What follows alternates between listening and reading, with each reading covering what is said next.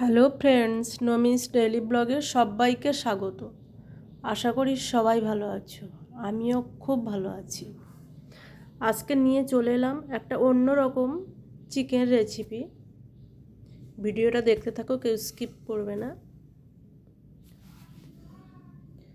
প্রথমে আমি চিকেনগুলোকে ম্যারিনেট করে নেব। দিয়ে দিলাম থেতো করা রসুন, কুচানো পেঁয়াজ, কাঁচা লঙ্কা, দিয়ে দিলাম নুন, হলুদ,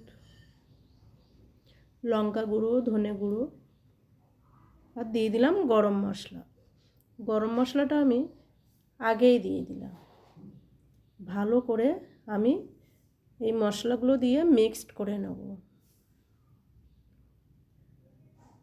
তারপরে দিয়ে দিলাম সর্ষের তেল, বেশ কিছুটা পরিমাণে সর্ষের তেল দিয়ে দিলাম। দিয়ে আমি ভালো করে ম্যারিনেট করে রেখে দিলাম। এখানে দেখো একটা কড়াইতে আমি আলু ভেজে নিলাম। নেওয়ার পরে আমি দিয়ে দিলাম ওই ম্যারিনেট করা চিকেনগুলোকে। তারপরে একটা গোটা বড় সাইজের টমেটো কুচো করে কেটে রেখেছিলাম, সেটা আমি ওপর থেকে ছড়িয়ে দেব। জাস্ট আমি কিছুক্ষণের জন্য চাপা দিয়ে রাখবো।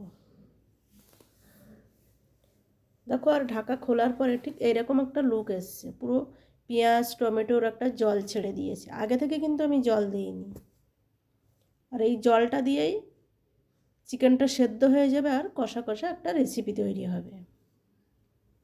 এটা তোমরাও ট্রাই করতে পারো। এটা বেশি রিচ হবে না, খুব স্বাস্থ্যকর, আর এটা সবাই খেতে পারে। হালকা হাতে খুন্তির সাহায্যে আমি চিকেনগুলোকে উল্টে পাল্টে নিয়ে নেব।